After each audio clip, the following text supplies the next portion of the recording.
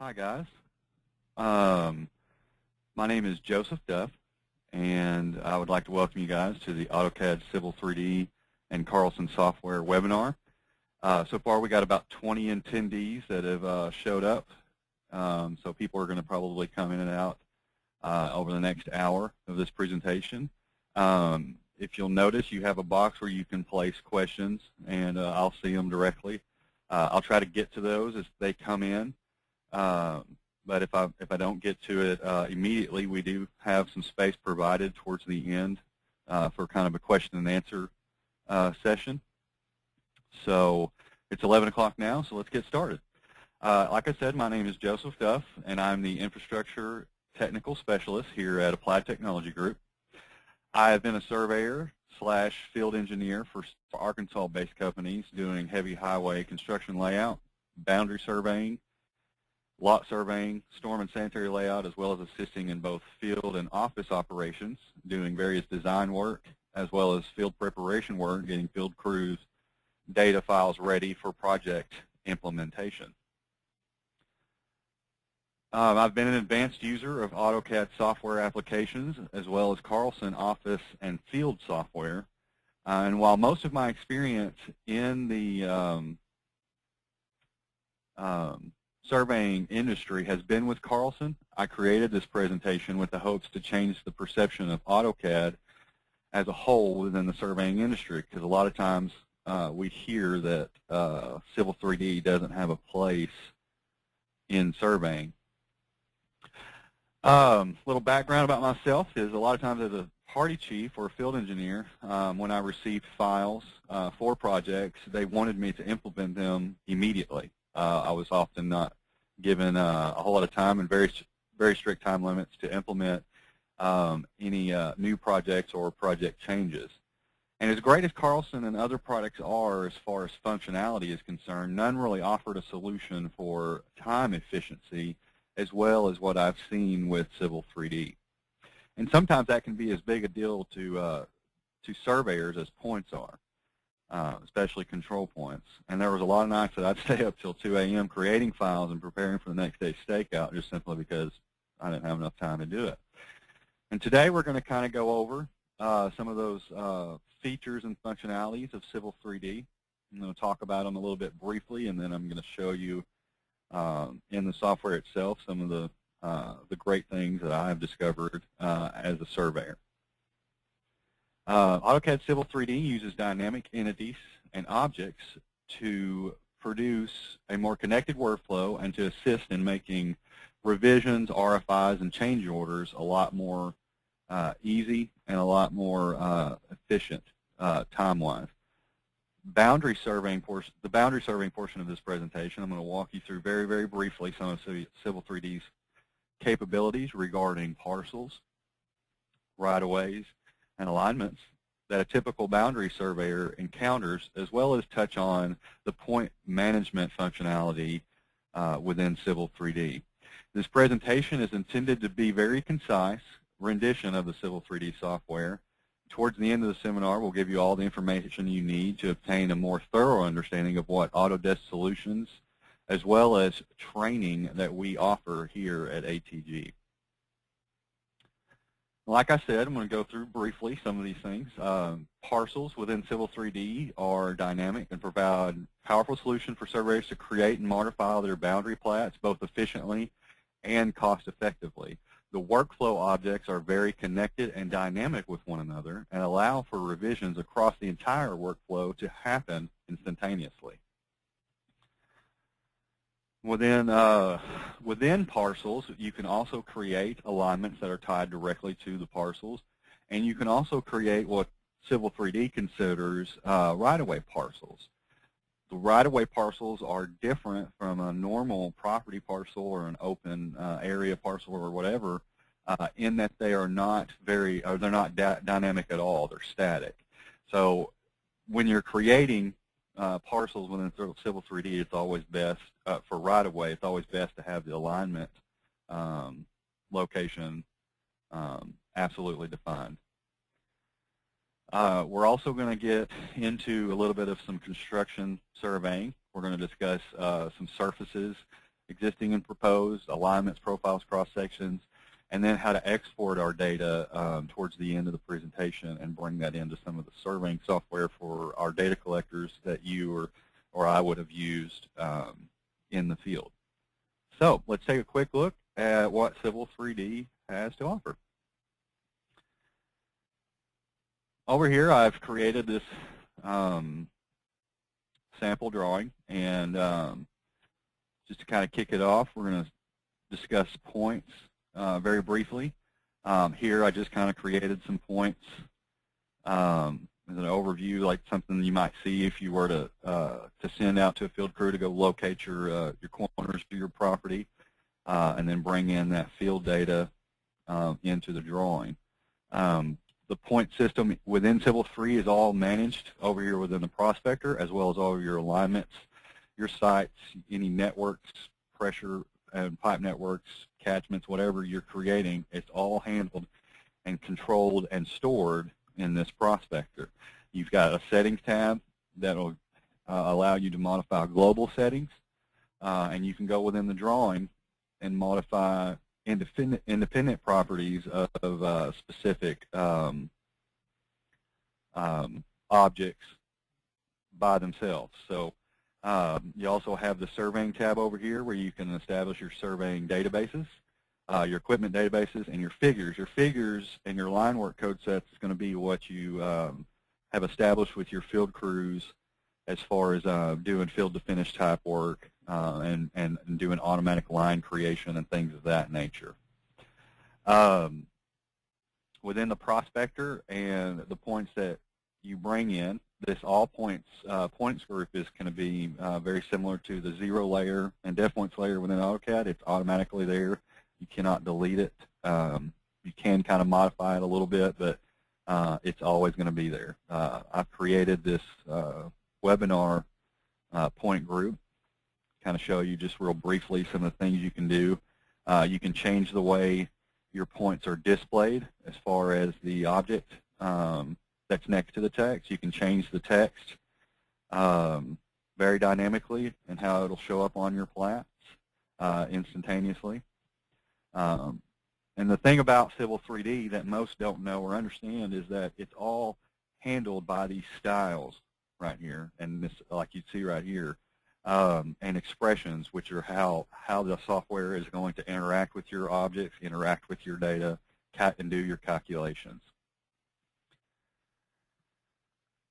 Now, moving on to parcels, we are going to create a parcel from our field crews points, hypothetical field crew points that came in. Switch my object snapping around. I'm going to start out with creating a polyline. Snap it to all of my points here. You can also enter in point numbers. You can do point groups and create those figures like we talked about before. But for this purposes, I created a closed polyline that encompass all of my points. I'm going to go up here to Parcels and create parcels from objects. It's going to bring up a dialog box that's going to ask me what kind of parcel do I want it to be. There's basic, open space property, and all these. I'm just going to create this as a regular property parcel. It's going to ask me the area label style. You can just list the parcel number, just the name of the parcel, square foot and acres, whatever. I'm just going to do name. And you can automatically add line segments. And what that is that's going to give you your bearing and distance datum and everything that's going to automatically and dynamically be controlled within Civil 3D. And it says erase existing entity, so it's going to get rid of that polyline that I first input and replace it with a parcel dynamic object.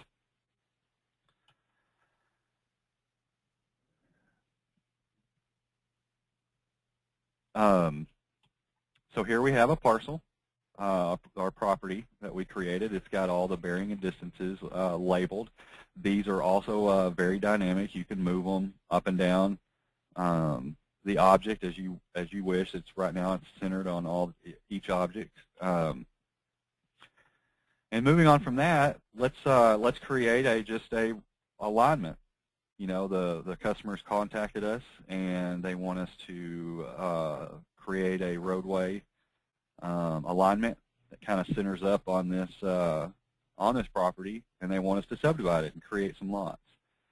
Within Civil 3D, you've got your ribbons up here with all your tabs, and your Home tab is going to have all of your design functionalities.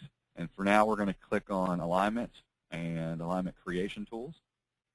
I'm going to name this site that I've actually already have one named, and I'm going to attach this to a site because it's very important that if you're going to subdivide property with an alignment to do that and associate it with a specific site so that it's associated with all of your properties and parcels that you create within that site.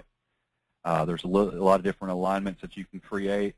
This gets into more, these others right here get into more for the construction layout side of things or the construction design if you're surveying an engineering firm that likes to do both.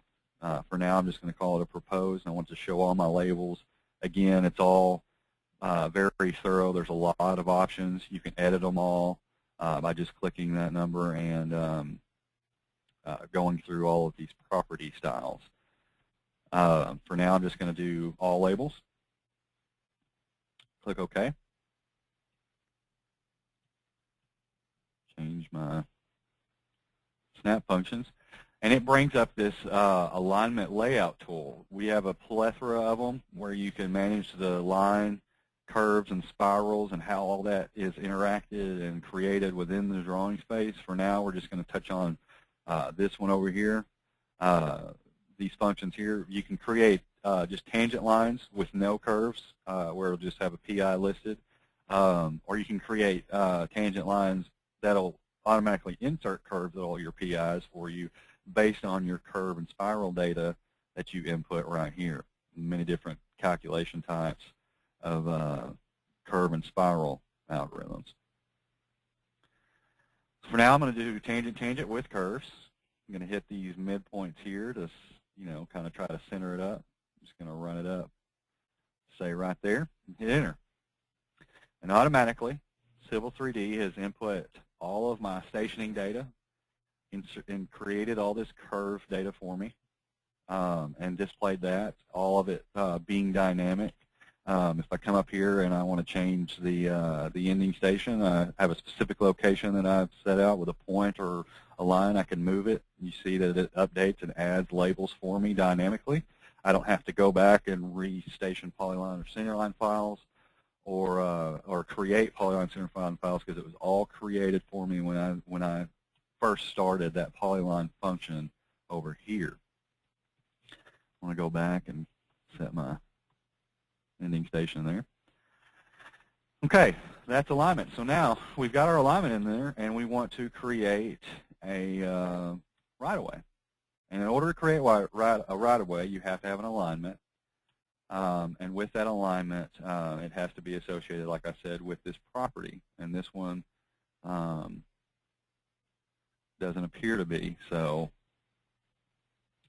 I'm going to go to my alignment,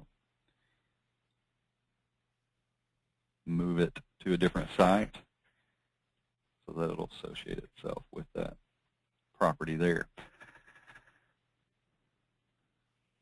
Now, we want to create an alignment or a right-of-way, and like I told you before, these are right-of-way parcels. And in order to do that, you have to have the parcel here as well as an alignment associated with it. Once you do that, it'll bring up some just real small modifiers, how you want the right-of-way parcel to interact with your alignment as well as the intersecting boundaries of the parcel that the alignment's associated with. I'm going to set this as 25, 40, and 40. And it automatically inserted my alignment, laid my radiuses around to this intersection, and went up here. Now, typically towards the end of an alignment in a subdivision like this that we're wanting to create, you'll have a cul-de-sac. That's very easy to modify and adjust and create within Civil 3D, as well as keeping everything, all the objects dynamic with each other. So I'm going to create a circle with a 50-foot radius, which is a typical cul-de-sac, and I'm going to trim it up and join all this together. So now, anytime you select an entity that has properties in it, with geometry properties within it, all you got to do is select it, and it brings up all of your a tab up here at the top that allows you to interact with that object and modify it in however you want to. And for now, I'm going to come over here to the edit geometry break function and break my parcel. And what that's going to do is it's going to create two separate parcels here now, which is fine for now. Continue to break it and get rid of that excess parcel. Oops.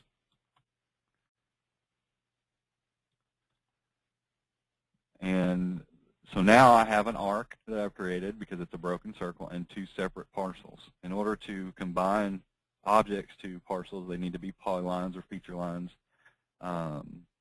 within Civil 3D. So I'm going to go to P-Edit, select my arc, and turn it into a polyline. And now I'm going to select this first parcel here, and I'm going to come up here to my Edit Geometry Join function. Select that arc polyline that I created, as well as the second parcel.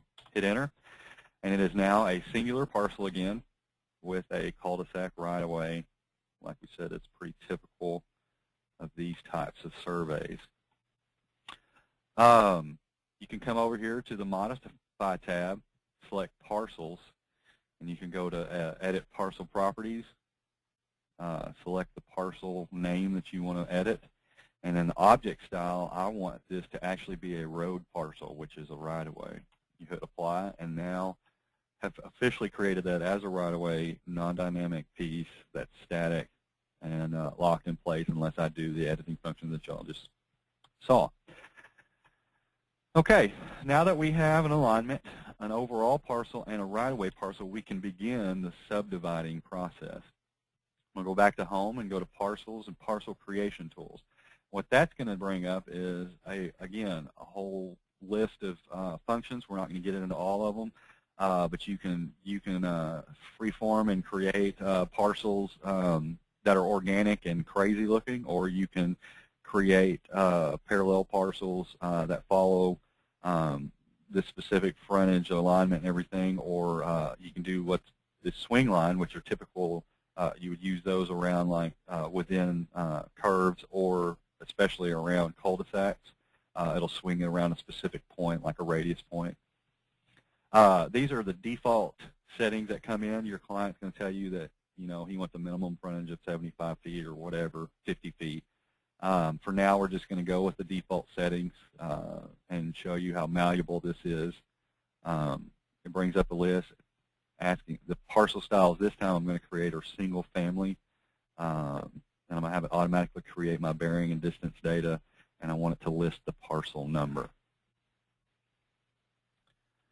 It's asking me which parcel do I want to subdivide. I'm going to select the original one that I created. It's now asking me to select the starting point for the frontage of my parcels.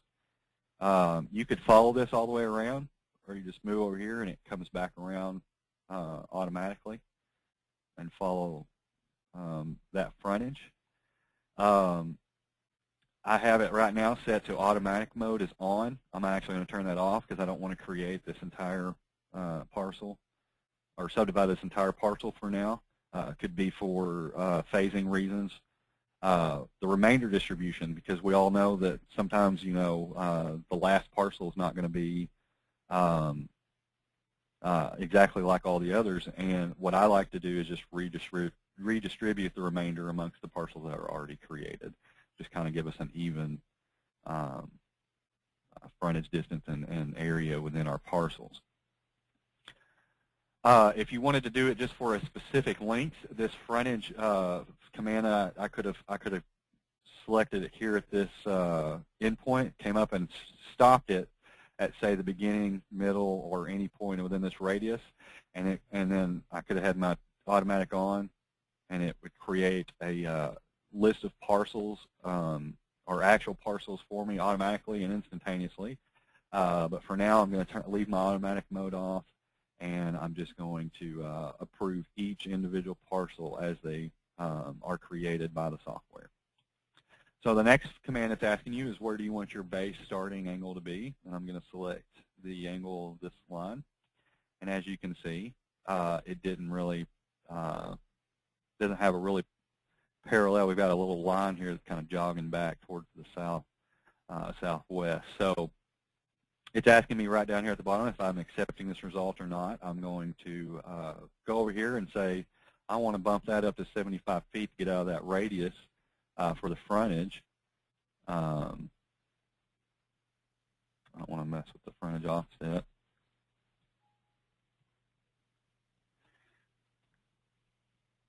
I'm going to adjust my minimum width, and down here towards the bottom it's showing you kind of what it's asking you for each time you select it. Again, all this can be modified to your liking or customer specifications. As you can see, it automatically updated over here what I was going to create. I'm going to go ahead and hit no, that I don't want to accept that. I'm going to restart my angle. And you can see here by doing that, it created a line that was parallel to my original angle here. And I like that, so I'm going to hit yes. I do accept that. And as you can see, it created all of my bearing and distance labels for me automatically. Like I said before, you can adjust the global settings of these to your liking and how you want it to display on your plats. I'm going to take the minimum width back down to 60 and the frontage back down to 60. You can see now it's a little bit narrower parcel, but it's still, they're all parallel and everything's looking good. So I'm going to continue to hit enter to accept the results to create multiple parcels because I'm liking where we're going, the direction we're going so far. As you can see, it goes around this radius. It starts to get a little bit more of different geometric shapes for the parcels. And then it gets right back to being perfectly square rectangular parcels once you get into the tangent areas. And then when you get into a different curve that's going to have a little bit of a smaller radius on the inside, it starts creating, we see that it creates this pizza pie shape here. And I'm okay with that for now. I'm going to continue creating my parcels all the way through, and I'm just going to go ahead and end the function now and address this little corner scenario we have going here, because this 27 would be kind of a crazy lot to build a house on. So what we can do is we can do parcel unions, in which you would select the lot that you want to start out with, and then what adjacent lots do you want to include on that. And I'm going to select 26 and 28. And as you can see, those numbers, lot numbers disappeared, but my lines stayed. You can get rid of those lines because they're a part of those old parcels, and then it's going to modify this parcel line and everything. You've got some redundant label stuff. That's all real easy to get rid of, but it's still all very dynamic, the rest of it here with your parcel. And so far I'm liking it. So I like what I see right here, and I've just realized, well, okay, I've got a big parcel in this corner. Okay, I'm going to go with that for now. A lot of times people will have to list tables that show all the parcel data in a table for their customers to easily read. You can come over to the Annotate tab, Add Tables, Parcels, and Add Area. When you get here, you're going to select the options of what you want actually displayed in the table. We're going to just select everything. Maximum rows per table, maximum tables per stack, that's all you can customize to your liking. Reactivity mode, though, is the most significant part. We can set it to be static, to where it won't change if we were to change our parcels and the number of parcels. But for now, we're going to leave it at dynamic. List my parcels here, and you can see they've all been created. These bigger parcels are the right-of-way and the remainder property parcel with all of its lines and data. If you don't, I don't like that. I just select my table, remove item.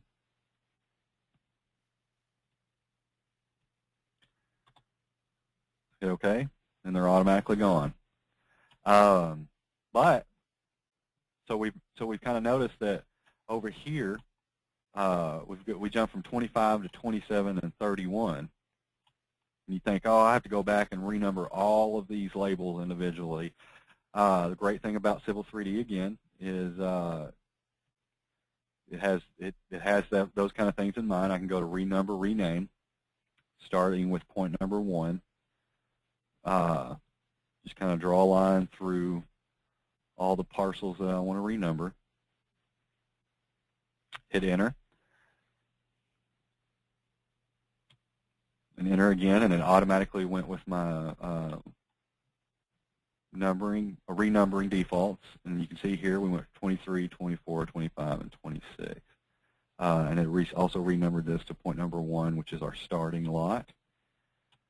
Another great thing about the parcels and the parcel data tables and everything, I mean, you've got a wealth of selection here, is if I were to go over to say lot number 4, and I selected any of these line segments, so say it's the north 90 degrees, west 225, if I was to select that line and move it, it would dynamically update this table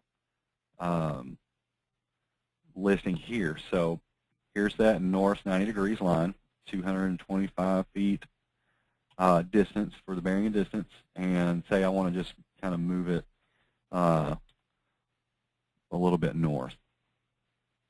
Okay, it cramped lot number 5 down. It changed dynamically this label here as well as this label. They're not 60 feet anymore like they were. It's redistributed the math, and we go over to lots number 4 and 5 on our table. And we can see that the 3918 has been adjusted, and so has the segment length for lot number 4. And that's about all we're going to show for now. Like I said, it's all real dynamic and connected workflow. You want to come in and modify your lot numbers and your phasing and all that. It's all real easy and instantaneous, like I said, within Civil 3D. Now let's talk about a little bit of some construction surveying. A lot of construction surveyors, especially if you work for a contractor, you have to, you'll assist in quantity takeoffs. You'll bring plans in and create the points datum that's listed. You'll create any existing data that you can get from the state or highway department, especially after the bid's been won. You'll also create the alignments and the profiles that are printed on the plans and everything like that. And Civil 3D offers a great functionality that a lot of civil engineers use to produce those plans. And as a surveyor, I've essentially had to take DOT or highway department plans and bring them in and essentially recreate the design. And that's what's great about Civil 3D is they had surveyors in mind when they created the software and the ability to recreate those designs and keep them dynamic and modify them and then export that data to our data collectors to immediately begin our stakeout. So the first thing I'm going to do is create a surface. You can just title it however you want. You can dictate the styles for how the contours will be displayed. I'm going to do 1 to 5 in the background because it's going to be existing. Once your surface is created, you have your definitions tab where you can add existing boundaries, break lines, contours, any kind of drawing or elevation entity that exists if you were to get a state's DGN files or AutoCAD files and bring your point numbers in and import them through the survey database. You can bring all that information in right here in the prospector for your surface. So I created, it's the same alignment from the previous demonstration, and I just created some random topo shots and gave my FIP some elevations, And so now I want to create and bring those points in. So you just click Add, and right for now, all I have is an All Points group. You can make several point groups based on their descriptions for ground shot GS, and just bring in ground shots and just add that to your surface that you've named ground shots, if that's what you want to do. I mean, it's all extremely customizable. And hit Apply and OK. It immediately created my surface. And once we have the surface, typically you we'll go and start creating the profiles. What I'm going to want to do first is create a surface profile. I'll select that surface that I created as my existing surface for webinar. I selected the wrong alignment. Brings it down here. You can modify a lot of things in here. You can draw it in your profile view if you already got that created. But for now, I'm just going to create the existing profile, essentially. It always, you'll have this panorama tab that'll come up. It'll give you information about things you've done. Or if there's a whole lot of errors, you can come over here and analyze those errors. It'll tell you a description of what error and why it existed. You can copy that information and send it to a Word document, print it out to try to discover maybe what problems you were having. And then from there, I'm going to create my profile view. I'm just going to leave all this stuff the same for the most part. I like to accept the defaults because it automatically inserts your beginning end station from whatever alignment you select. You can do a lot of user specifications, but for now I'm just going to do the automatic default stuff. It's already got my existing profile there. It's asking for data bands. I'm not going to use them because I'm not doing any design work. It's also asking cut and fill areas. If you want to display that, you can. I'm not going to in this one. And there's my profile for my existing. So say you come in and now you're wanting to create a vertical alignment based off of a set of plans that you see. You come over here, just like you would for your alignment creation tools, you have your profile creation tools. And they're, this one you have to actually select a profile view. It'll ask you what type of profile are you going to create. I'm going to create the design profile, not the existing ground because we've already created that. This is also for some more advanced topics within construction surveying. We can get into these at a later date individually. Oops. And then I want it to show me the complete label set. So we'll talk about that as soon as it's created. But it brings up this tool set just like what you would see with the alignment, but it's for your vertical alignment. And for now, we're just going to do tangent with curves in the same manner in which we did the horizontal alignment. And I'm just going to select a few random points here along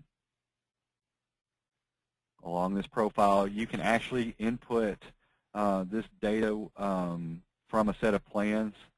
It'll list your PVIs, your vertical curves, and all that information. You can actually create that here individually along this profile view.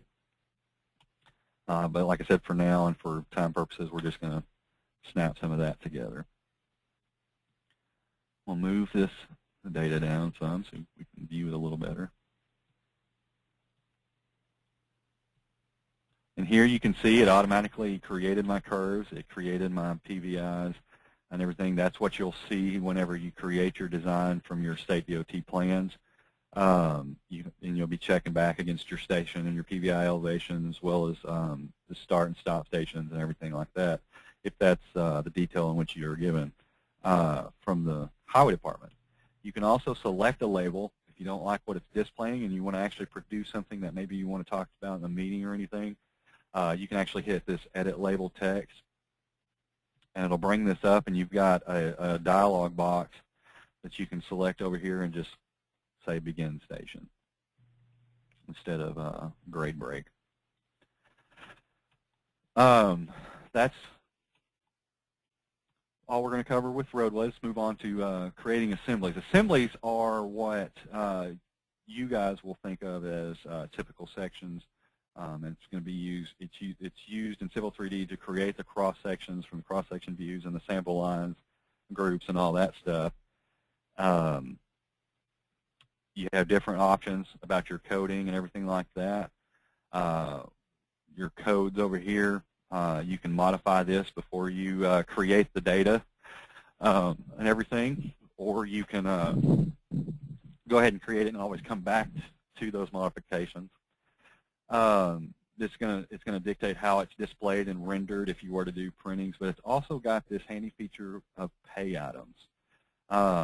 As you can see here, there's a lot of different links and codes for your base barriers and your benches, your curb, the daylight, the gravel, and even your pavement, milling, everything. And what you would do is you would set your pay item data from other software if you've already got it created, or you can create it yourself and load it as a CSV for your pay item files, and then you've got your pay item categorization files that you can load as a as a regular XML file. We're not going to get into actually customizing any of that. I just wanted to point that out to you guys, that this is kind of where you'll handle a lot of your quantity takeoffs. If you're looking at a set of plans and trying to recreate that design, you'll want to set all these right here to your own, like if you're using heavy job or heavy bid. You can bring in those pay item codes and stuff automatically within Civil 3D. So I'm just going to create just a regular undivided crowned road. I'm going to set my assembly over here to automatically zoom to it. So now we've talked about our tool space. I'm not going to need to use that, so I'm going to go ahead and close it.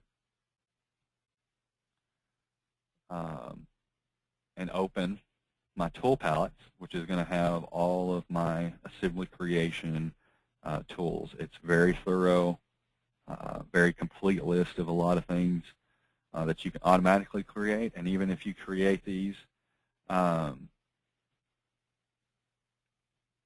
even if you do create these right here, you can modify the settings before you insert it into the drawing. If you go ahead and insert it into the drawing, you can always come back and modify it over here within your properties itself. This is for like a lane that's going to be independent of the other lanes for like super elevation and super elevation transitions. We can put in a crowned lane where it'll create both sides automatically, and adjust our widths and cross slopes of our base and pavement sections, our depths and everything. And that's where it's going to get all the information for your quantity takeoffs, is right here within these settings that you set here. So once you have an alignment, an existing surface, a profile, and a design profile created, you can then come into Civil 3D and create what it calls corridors, which are, roadway corridors or waterway corridors. You can come over here is where it'll be listed. Come up here to the Home tab, the corridor button. It's going to bring up, give you a lot of options. I want to attach it to my alignment number 4. Typically, you would name that, whatever roadway it is. I want it to look at my webinar surface. I want it to use the assembly that I just created, and I want it to target that existing surface that I created over here. You just hit OK. It's going to ask you about baseline and region parameters, and this is where you're going to set individual properties. I can set the start and stop stations. I can set how it's going to, how frequently these assemblies will be applied every 25 feet along my alignment. Curve increments, I usually generally like to set that. I didn't mean to do that. At by curvature instead of at an increment, because it'll condense it and make it a little bit smoother when it creates that surface. this is generally where you'll apply many, many different types of assemblies that you create, or typical sections, or templates as they're referred to in other software. It's going to build the corridor for me. So I've applied all that. And there we have it.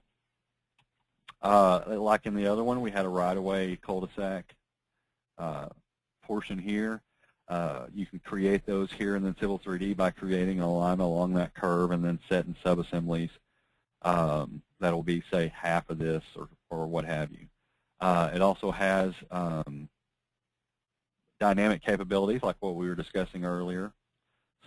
Say I want to select a curve and add curve to this and modify its properties over here. The things about curve is you always have to right-click, make sure you right-click and mirror, because it won't. It'll try to insert this assembly and this rotation and everything over here. So now that I've added that to my assembly, it's over here telling me in the bottom left-hand corner that my corridor's been updated, but I haven't rebuilt it yet. So if I hit the plus sign on corridors, it's saying the same thing. So all I'll do is right-click and hit rebuild, or I can just go ahead and set it to automatically rebuild whenever I modify or change my assemblies or profiles. And as you see over here, it automatically created my surface and updated it with that assembly on it, everything like that. And now that I have all of these items created, essentially, I can begin the export process and go send this to data collectors. I can further modify and bring in radius and do intersection corridors, which is kind of like what I have over here. I brought this up because we'd already kind of done that. As you can see right here, we have an intersection corridor where it's brought in the return radiuses and everything and linked all these surfaces together for these two alignments.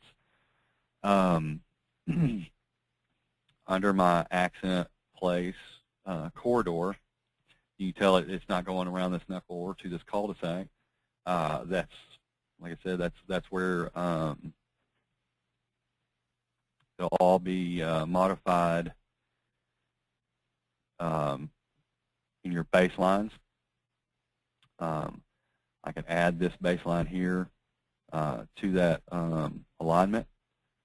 Select the the assembly. It's got a whole list of them here that I want to apply to it. As soon as it gets applied, I can continue to add more, naming it for the specific region. Like if you want to put the station range in there, I want to do a different assembly. You just hit OK and apply. It has no problems telling you if you did something wrong. You can remove regions, add regions, all within this assembly here, and it'll automatically update your alignment, or I'm sorry, your corridor as well as your surface whenever you're creating all this. And as you can see, it automatically inserted my surface model, updated it dynamically. We're not showing anything about Carlson, Robert. Today we're just going through the comparison of Civil 3D with Carlson at the moment. I'm sorry, I just saw your question there. Other dynamic capabilities of, again, I wanted to show you was if you take this alignment here and you were to move it and modify it along this existing surface here, it automatically inserts and updates that profile there. You can see also that it moved, modified this this corridor surface model. I got a whole bunch of exclamation points and everything because it didn't like that. I had to go back and rebuild it. I like to keep that automatic rebuild off because sometimes, I don't want to, if I mess something up, I don't want it to have to continually rebuild. And then once we get a corridor to our liking, get that alignment put back where it was. You can just come over here to your corridor in your Prospector tab and hit Export Land XML. It's going to bring up this whole list of what you want to include in your Land XML file. A lot of you guys, I'm sure, know a lot about Land XMLs. and things like that. Civil 3D has a lot of functionality as far as that's concerned. Bring in surfaces, alignments, profiles, all of your points. Everything you've created over here in this Prospector tab can be essentially exported into a single file of land.xml. Once you create that file, you can bring it into third-party surveying software like any software that uses and deals with machine control. A lot of them, TopCon, Trimble, Leica, Carlson, have their own machine control software. When I worked in the field, I dealt with primarily Trimble and TopCon as far as machine control. But this is essentially that same site that we looked at, that we've brought into third-party software. We go to the 3D view. You can kind of see the alignment and surfaces that we created with their alignments and everything. Rotate it all three-dimensionally and look at it the manner in which it was intended, and see if there's any kind of crazy things going on with it. You can see our existing surface with our real nice contours that it created for us and everything, and export that to our survey data collectors and machine control and start project implementation. That's about it that we was going to show you. If you guys have any questions, we've got about 15 minutes we can spend here going over questions that y'all might have.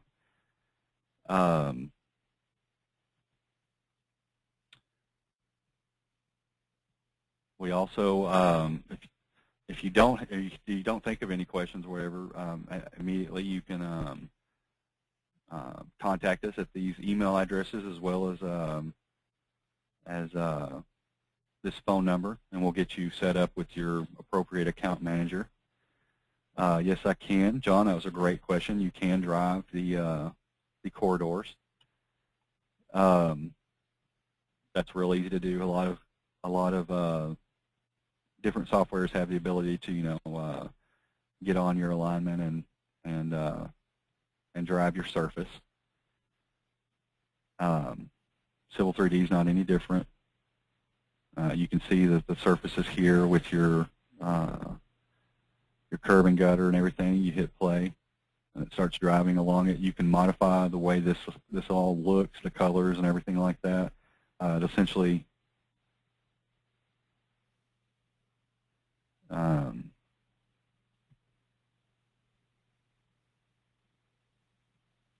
questions have all started happening. What is the tool that I use to make the lots automatically? That was just simply the parcel creation tools under Create Designs area of the Home tab. Can you show how to bring in points and line work from a data collector? I can do that. That would be more involved in our custom training. I'm not going to do that. This is more just kind of a conceptual presentation as opposed to a how-to. But yes, we know we can show you how to bring in points and line work from a data collector. A safe go-to when sending information to surveyors is to export a land.xml when you're not sure what software to use. That's very true. A land.xml is an interoperable, like a text ASCII file or a comma-separated variable file. So yeah, that's a pretty safe go-to, especially if there's multiple surveyors on a project. I've seen them where you're building parking lots and an actual building structure. There'll be 2 or 3 surveyors for whatever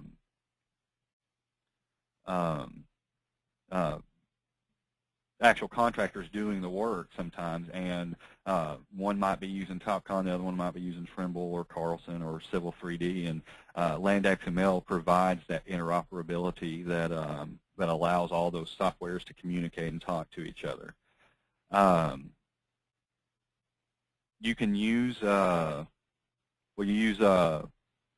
most software allows you to export your data in DXF format or fieldbook format or text files, comma-separated variables. And so when you once you get that data and you get it exported from your machine, copied over, you can either email it. A lot of companies I work for that use Civil 3D, they would email those files to their office. The office would then take that email that they received from the data collector and the field crews, or they download it onto their servers directly in the office, whatever, and they just import it directly here under the Surveys tab. You got to have them open for edit, but you can import your points, points from specific drawings or from a survey land XML file, and things of that nature. It has an entire walkthrough on how you want the points to be brought in.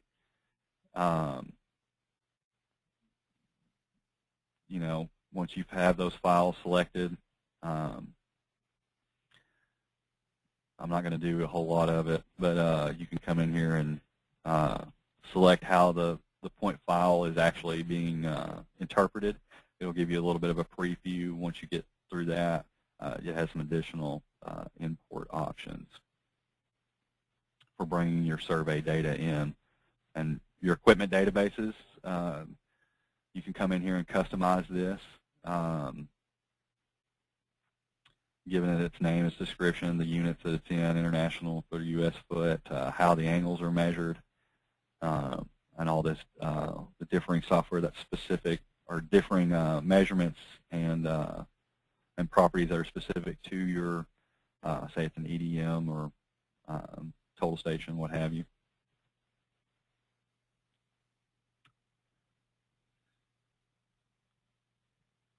Any more questions?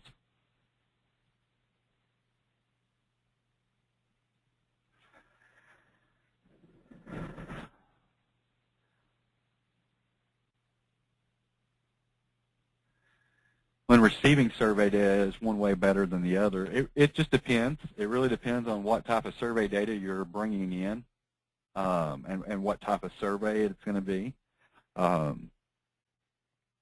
I wouldn't say that one way is better than the other because everybody's got, and that also will depend on the individual. A lot of people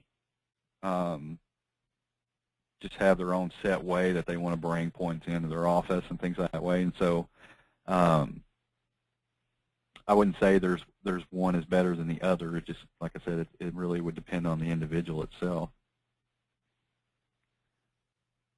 These are all really good questions, guys.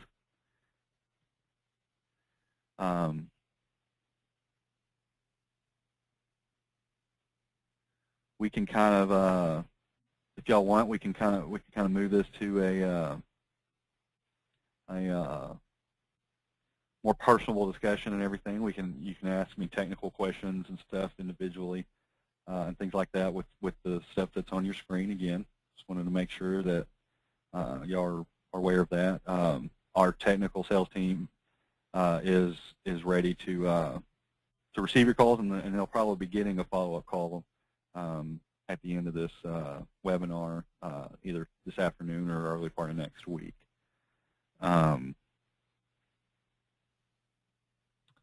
If that's about it, then that's going to conclude our Civil 3D and Carlson webinar. Again, if y'all have any questions or comments, please contact us using the information on the screen, and our staff will direct you to the correct account manager or to me, your infrastructure technical specialist, and I can handle all your technical needs. Any problems you're having, we're fully capable of getting you guys on board and showing you all the services that we have to offer. Yes, it was recorded. We're going to work on the availability at a later time. It'll become available as soon as we get it off the web and everything. But yes, I did record this.